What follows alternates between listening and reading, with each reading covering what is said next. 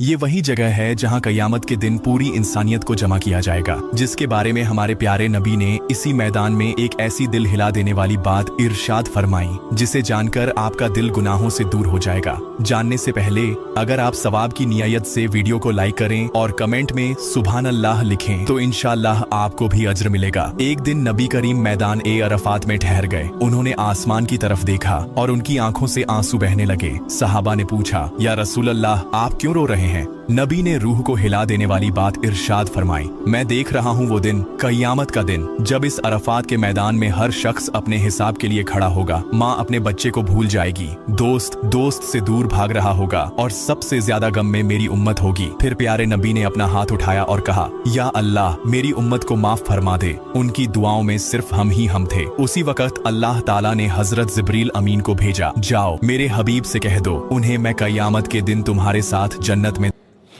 एक होता है पैसे का तकब्बर, वो भी बड़ा खौफनाक है। एक होता है